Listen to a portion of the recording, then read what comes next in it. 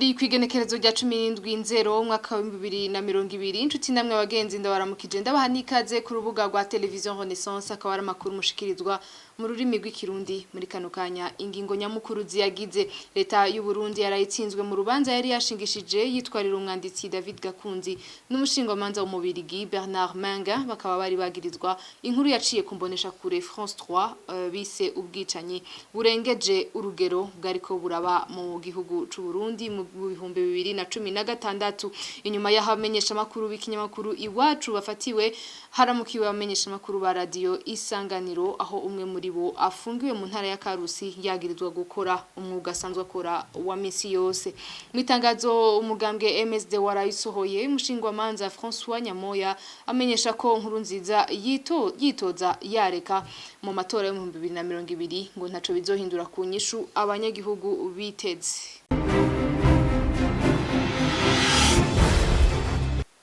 Ndasuye kwa haramutsa nongera ndabaha ikaze minodonido ryano makuru yacu na kanyamuneza kubaburanira ababuza babo kuva mu 2015 mu Burundi inyuma yaho sentare y'iyungururizo y'Ipari mu Bufaransa ishikirije aho ihagaze mu rubanza Petero Nkurunziza yitwariyemwo umushingwamanza Bernard Mainguin nabo bagirizwa hamwe umushingwamanza Lambert Nigarura rongo y'urunani rukurikiranira hafi ibikorwa vya sentare mpuzamakungu CPI amenyesha ko umukuru w'igihugu Petero Nkurunziza mu gushingisha urubanza yashaka gutera ubwoba abashengeje ubutegetsi ku vyaha buriko burakorera abanyagihugu muri sentare mpuzamakungu umushingamanza Lambert Nigarura yongera ko kandi ko urwo rubanza ari kimenyetso c'umwizero ko umunsi urizina abakorewe ivyaha n'ubutegetsi bazoronka ubutungane tega amatwi y'umushingamanza Lambert Nigarura. Gufata ingingo yo kwitwarira umushingwamanza Bernard Mainguin umwanditsi Gakunzi David kambe n'ikinyamakuru c'abafaransa France 3 ni ikintu cari gifise intumbero zibiri. Intumbero ya mbere ko ari kugomba kuburabuza urunani rw'abashingwamanza bariko barondera ubutungane ku bantu bakora ivyaha mu Burundi kugira ngo bashobore kubambika iceyi ntibashobore kubandanya akazi kabo ko kurondera ubutungane mu gihe mu Burundi ababuze ababo abakora ivyaha badashobora kuronka ubutungane mu gihugu. Ikari n'akaryo kandi ko kugomba kuburabuza umuntu wese ishirahamwe iryo ari ryo ryose zirigerageza gutabariza abakorerwa ivyaha ritabaza rinerekana ivyaha biko bikorwa mu Burundi. Intumbero yindi ya kabiri kwari kugira ngo ubutegetsi bw'i Burundi bushobore kwiyeza bwerekane yuko ivyegeranyo vyigwa biratangwa ku mabi akorwa mu Burundi ata butungane buriko burayakurikirana ko ari ivyegeranyo vy'ibinyoma gutyo abakora ivyaha baheze babure imbwa n'imbwebwe. Ariko rero icigwa umuntu ashobora kubona ngaha nuko ko mu Burundi ubutungane bwabuze ahandi mu bindi bihugu ahandi kw'isi hakira abacamanza basoma amategeko bagaheza bakavuga ubutungane. Ingingo rero ya sentare isubiramwo imanza y'Ipari eka n'ingingo yari yafashwe na sentare nkuru sinsinzi rero gusa kubari bitwariwe ni n'ikimenyetso c'umwizero kubakorewe ivyaha na cane yuko bigaragaye yuko ahandi bashobora gusoma amategeko yanditse bakanavuga n'ubutungane batafise ubwoba bikerekana rero yuko abashingwamanza bariko barakurikirana ivyaha vyakozwe baronse n'inguvu nyinshi n'icizere rero gikomeye co gushigikira sinzinzi gusa kubayitwariwe n'intsinzi kuri bose kubakora ivyaha n'abariko barabafasha kuburana.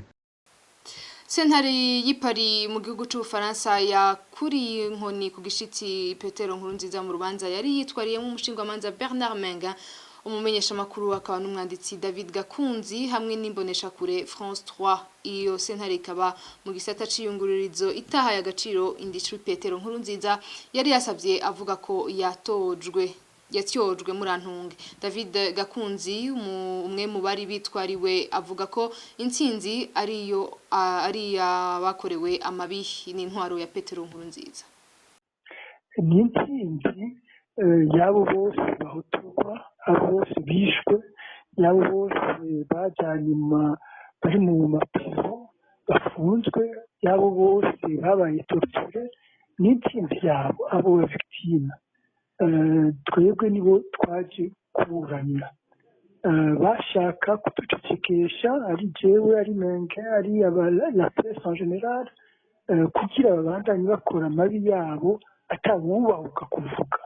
Twe twagiye muri sentare ntitwari tugiye kuvugira twebwe, twari tugiye kuvugira abo bantu birirwa bahotorwa, abo bishwe, abo bagirwa nabi, abo bafatwa ku ngufu. Nicyo ryabo nicyo twajyanye muri sentare. Amakungu rero yaramenye ibigendeka mu Burundi, twarabishitse imbere y'iyo sentare, kandi uravye abantu baca urubanza neza barumva icyo kuri aho justice ihengamiye. Barabonye yuko leta y'u Burundi yashatse gukoresha justice y'ino, ubutungane bw'ino kugira yibagize amabi akorerwa mu Burundi, kugira berekane yuko ari ibintu bisanzwe, yuko bababeshera nk'uko baba bavuze ngo bagiye kuba bishe abantu bavuga barababeshera. Bashaka gukoresha ubutungane bw'ino kugira bakarabe ayo maraso birirwa basesa kuva 2015 n'imbere yaho. Tubibutse ko Petero Nkurunziza yari yitwariye imboneshakure France 3 umushingamanza Bernard Mainguin hamwe na David Gakunzi kubera inkuru yaciye kuri iyo mboneshakure bise ubwicanyi burengeje urugero bwariko buraba mu Burundi mu 2016. Tubandanize amakuru yacu mu bijanye no kumenyesha amakuru. Inyuma y'abamenyeshamakuru b'ikinyamakuru Iwacu hagezweho gufatwa bagenzi bacu ba radio Isanganiro, aho uwitwa Blaise Pascal Kararumiye irigize ijoro rya kabiri ari mu gasho kari mu ntara ya Karusi, akaba yagirijwe kuba yakoze inkuru ku bikorwa by'ishirahamwe Sangwe. Alexandre Niyungeko arongoye urunani rw'abamenyeshamakuru b'Abarundi UBG amenyesha ko ababazwa n'ifungwa ry'abo bamenyeshamakuru bafungwa bazira gukora akazi kabo. Akavuga kandi ko vyibonekeza ko leta ya Petero Nkurunziza idashaka ko abantu babona ibitariko biragenda neza mu gihugu. Kurikira Alexandre Niyungeko. Ni ibintu bibaje cyane gose kubona umumenyeshamakuru afatwa agafungwa kubera yakoze umwuga wiwe. Birababaje cyane, ariko kandi ntibitangaje mu Burundi, kuko nkuko mubizi uyo Kararumiye aje asanga abandi bagenzi bacu b'ikinyamakuru Iwacu nabo bamaze iminsi itari mike kuva mu kwezi kwa 10 k'umwaka uheze bari mu buroko. Biraboneka neza rero yuko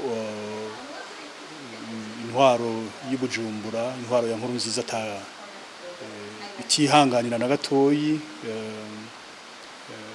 abamenyeshamakuru, eka abantu baza bariko barerekana ibitariko biragenda mu gihugu. Kararumiye kubona bamuziza yuko yakoze amakuru kuri koperative, na cyane ko yari yavuganye n'uburongoye intara ya Karusi kamuha amakuru. Ni ibintu bitangaje cyane gose, ni ibintu bitangaje atahandi vyoheza vyumvikana atari mu gihugu gihonyanga amategeko mu Burundi. Ivyo rero bikaboneka neza yuko bijanye n'intumbero n'ibihe turimwo, mu gihe vyitwa ko hariho vyitwa ko ari amatora vyoba vyegereje mu Burundi. Biraboneka neza yuko nkuko n'izindi ngingo zagiye zirafatwa, na cyane turavye ingingo zagiye zirafatwa n'urwego rujejwe kumenye rwari rwitwa ko rujejwe kucungera ingene umwuga wo kumenyesha amakuru ugengwa, rwahavuye ruba igipolisi kibuza abanyamwuga gukora umwuga wabo. Biraboneka neza yuko koko ivyo vyitwa amatora vyoshika ata kintu na kimwe gishobora kubuza ko ivyo bifuza bijaho. Ivyo rero niyo nsigura umuntu yobiha nta yindi. Biraboneka ko guhonyanga uburenganzira, na cyane guhonyanga ubwigenge bwo kumenyesha amakuru bica bihurira no kuhonyanga uburenganzira bwo gushikiriza ivyumviro. Ni ikintu kiboneka neza yuko atayindi intumbero bifise atari kubandanya bitoteza umunyagihugu, bitoteza n'ubwo burenganzira bw'abanyagihugu. Tubibutse ko uno munsi ugize wa 88 abamenyeshamakuru bane b'ikinyamakuru iwacu bari mu mvuto Christine Kamikazi, Agnes Ndirubusa, Terence Mpozenzi na Egide Harerimana bafashwe kuwa 22 gitugutu umwaka uheze bagiye gutohoza amakuru imusigati mu ntara ya Bubanza hariko havugwa umurwi witwaje ibigwanisho watanye mu mitwe n'abajejwe umutekano. Imyaka 15 y'umunyororo niyo mushikiriza amanza buranira leta yasabiye abo bamenyeshamakuru abagiriza gukorana n'uwo murwi witwaje ibigwanisho wari wateye. Urubanza rukaba ruri mu mwiherero, sentare kazoba yaciye urubanza imbere yuko uyu mwaka urangira. Dutandukira n'amakuru yacu mu bijanye na politike. Umukuru w'igihugu Petero Nkurunziza asubira kwitoza canke atitoza mu matora yo mu mwaka wa 2020 nta nyishu izoba ibonetse ku Barundi. Biri mu itangazo ryasohowe n'umugambwe MSD kuri ubu wa kane, kubwo umugambwe ngo ikibazo aho kiri mu Burundi nuko umugambwe CNDD FDD uwatsa Abarundi uburenganzira bwo kwitorera indongozi bishakiye. Idonido kubiri muri iryo tangazo bishikirizwa n'umunyamabanga mukuru w'uwo mugambwe umushingamanza François Nyamoya. Twashimikiye ku kintu nyamukuru kimwe, nuko muri no minsi umugambwe CNDD FDD n'ijya ntwaro bagenda bararirimba hose ko bariko baritegurira amatora mu 2020 mu kwezi kwa gatanu ko bayiteguriye kandi ko azogenda neza. Ikindi hari n'ibinyamakuru bimaze n'iminsi bica bishimangira ku kuntu Nkurunziza yavuze ko atazosubira kwitoza. Hamwe rero twebwe twashatse kwibutsa Abarundi kugira ntidusamare yuko ikibazo nyamukuru kiduhanze ari uko Abarundi intwaro ya CNDD-FDD yabimye ijambo, ibima uburenganzira bwo kwitorera ababarongoye mu matora meza, amatora nyayo, amatora y'ukuri. Ikibazo rero suko Nkurunziza agaruka canke atagaruka, ikibazo nuko amatora atunganywa neza. Iyo tuvuze neza abantu bose baraza amatora atunganijwe neza kugira ibintu bishoboke ivyo ari byo. Nico gihambaye. Akaba arico rero twashatse kuvuga kugira abantu ntibasamare kandi bagume baharanira yuko ayo matora meza twipfuza si umugambwe CNDD-FDD ushobora kuyatunganya. Ivyo mu 2020 biramaze kumenyekana, umuntu wese arabibona, barabiteguye, bazoyiba nkuko bama bayiba. CNDD ihagume, nuvuga naho Nkurunziza atogaruka, hazogaruka CNDD-FDD, barabiteguye kandi bizoza mu busuma. Naho Abarundi mu mwiherero batotora CNDD-FDD canke batotoruye mu kandida wundi atari Nkurunziza, mu vy'ukuri igihe seni izoza kumenyesha ko amatora yagenze bazobabwira ko CNDD-FDD yatsinze amatora kandi umukandida yaba Nkurunziza canke y'abatanga Nkurunziza ari we yatsinze. Kubwo mugambwe gikwiye nuko amatora yo mu 2020 yo kunguruzwa, hakabanza kuba ibiganiro bihuza Abarundi, hakajaho intwaro mfata kibanza yotunganya amatora ahumuriza bose, kuko umugambwe CNDD-FDD byaragaragaye ko udashobora gutunganya amatora meza. N'ubunyene dusubire tumukurikira. Tweco tuvuga nuko icambere na mbere ayo matora yoyo yo mu 2005 mu kwezi kwa gatanu atoba akigizwa inyuma.